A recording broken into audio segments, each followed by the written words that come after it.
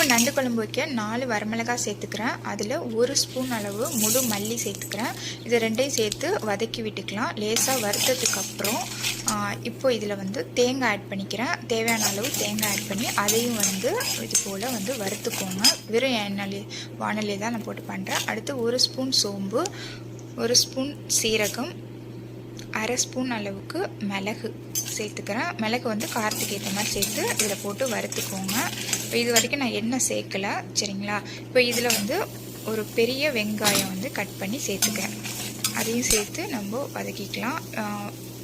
இதில் வந்து கொஞ்சம் கல் உப்பு போட்டுக்கிறேன். தேவையான அளவு போட்டுக்கோங்க.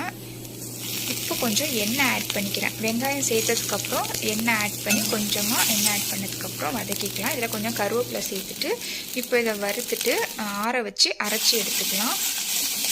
நல்லா ஆறினோடனே அரைச்சி எடுத்துக்கோங்க. இப்போது ஒரு பாத்திரத்தில் எண்ணெய் விட்டு அதில் தாளிப்புக்கு வந்து சோம்பும் வெந்தயமும் போட்டு நான் தாளிக்கிறேன்.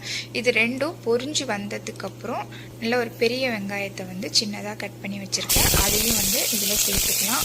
சேர்த்துட்டு வதக்கி விட்டுக்கோங்க. அதில் கொஞ்சம் ரெண்டு பச்சை மிளகாய் சேர்த்துக்கலாம். அதோட வந்து கொஞ்சம் கருவேப்பிலையும் நம்ம ஆட் பண்ணிக்கலாம். கருவேப்பிலை ஆட் பண்ணி கொஞ்சம் வதக்கி விட்டுக்கோங்க. 1 ஸ்பூன் அளவுக்கு இஞ்சி பூண்டு பேஸ்ட் வந்து ஆட் பண்ணிக்கோங்க. அதை சேர்த்து வதக்கிட்டு இப்போது லேசாக வெங்காயம் வதங்கினதுக்கப்புறம் அதில் வந்து தக்காளி சேர்த்துக்கிறேன். தக்காளி சேர்த்து நல்லா குழைவாக வந்து வதக்கிக்கலாம். தக்காளி வதங்கினதுக்கப்புறம் இதை 1 ஸ்பூன் மிளகாத்தூள், 1 ஸ்பூன் மல்லித்தூள் ரெண்டுமே நான் வந்து ஆட் பண்ணிக்கிறேன். இதையும் சேர்த்து வதக்கி விட்டுக்கோங்க.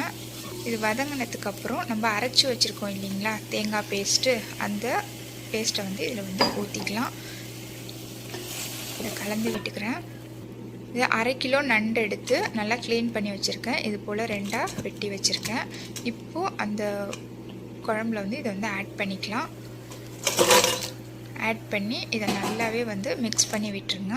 மிக்ஸ் பண்ணதுக்கப்புறம் நம்ம தேங்காய் விழுது அரைச்ச தண்ணி கொஞ்சம் ஆட் பண்ணிக்கிறேன். அதோட வந்து நண்டு மூழ்கிற அளவுக்கு தண்ணி ஆட் பண்ணி நல்லா வந்து மூடி போட்டு கொதிக்க விடலாம். நல்லா கொதி வரட்டும்.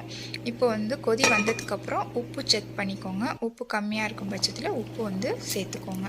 சேர்த்துட்டு நல்லா கொதி வரட்டும். மேலே வந்து நல்லா எண்ணெய் பிரிஞ்சு வரும். நம்ம ஊற்றிருக்க எண்ணெய் வந்து மேலே நல்லா மிதந்த மாதிரி வரும். அந்த ஸ்டேஜில் ஆஃப் பண்ணிக்கோங்க. இப்போது நண்டு குழம்பு வந்து ரெடி ஆகிடுச்சு. தேங்க்ஸ் ஃபார் வாட்சிங். தேங்க்யூ.